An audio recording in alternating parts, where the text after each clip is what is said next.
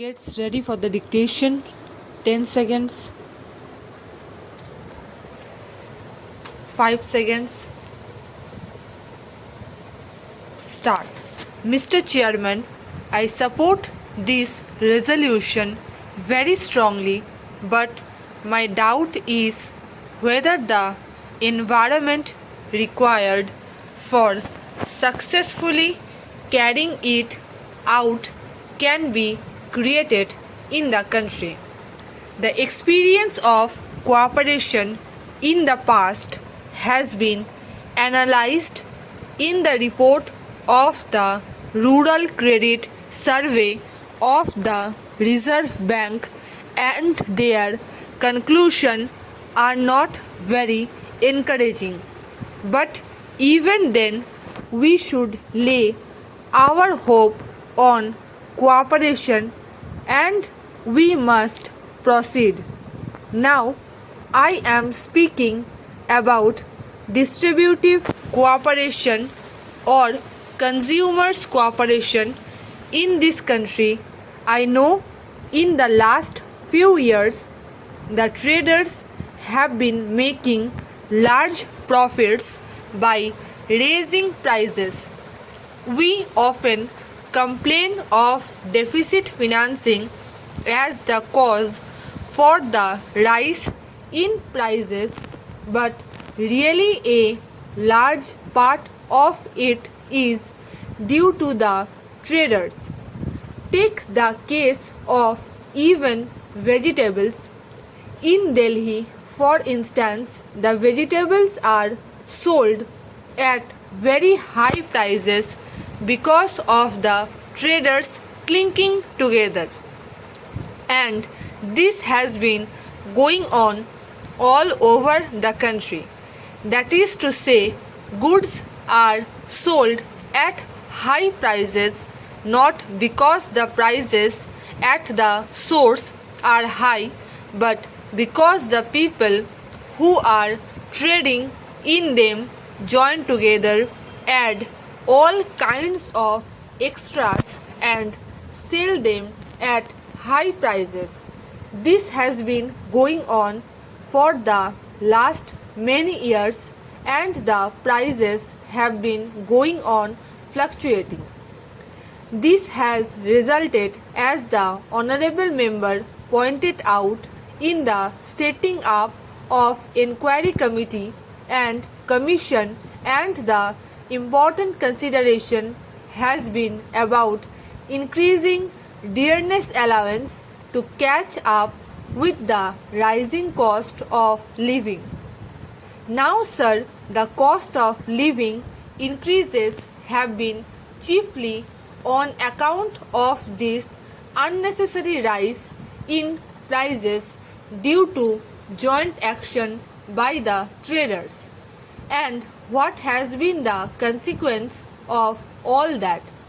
There have been so many inquiries and there have been strikes because the pay has not been increased according to the cost of living. I do not want to go into all that, but the point here is that all these troubles, these labor troubles especially, are largely due to these high prices. So it must be effectively controlled. If we can cooperatively organize shops in different areas under non-financial management, it is possible to do that. It is necessary to keep the prices under control, especially of the necessaries of life. The Honorable Member mentioned various articles. First of all, food grains are the most important. In regard to food grains, fair price shops are there in Kerala, for instance, but the prices of other articles are still going up in almost all the towns in the country, not because they are not available in the countryside at lower prices, but people have to buy them locally and the traders are controlling them. The same is the case with clothing also. All kinds of articles which are required by the common man are being sold at very high prices. So all these items have to be taken up. Now people may ask, who will do all that? They cannot be done and has been done. I have got experience of Madras for nearly 20 years. There is the Urban Cooperative Society which is doing exceedingly well. It has got about 30 branches in the city. The society was started by poor teachers to provide such things for themselves and for others who are drawing small salaries. These people come in the evening and work together like brothers. The difficulty is that we have a wrong conception of cooperation.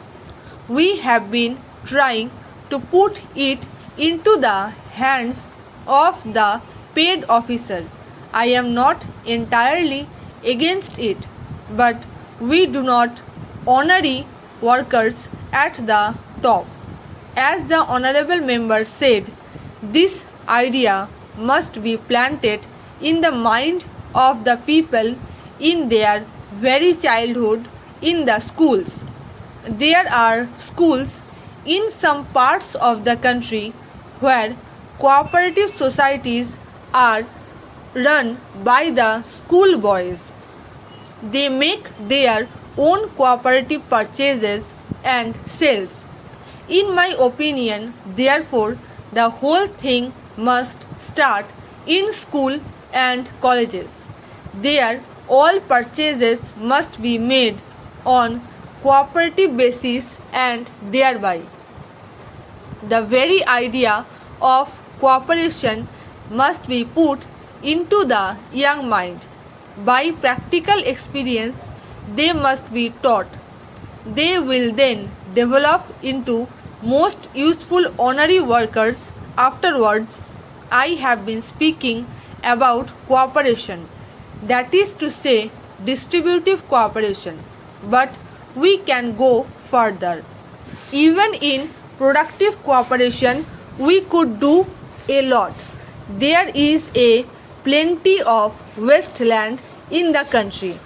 If only the landless laborers are colonized in those places made to work cooperatively for increasing production, surely production could be increased in the country. We are talking aloud about increased production, but we can connect it with imposing slogan like selling on land, etc. There is plenty of wasteland all over the country, but they have to spend money over that land. They can be given about 5 to 10 acres, and in this cooperation can help. In that way, you are sure of increasing the production in the country. Stop.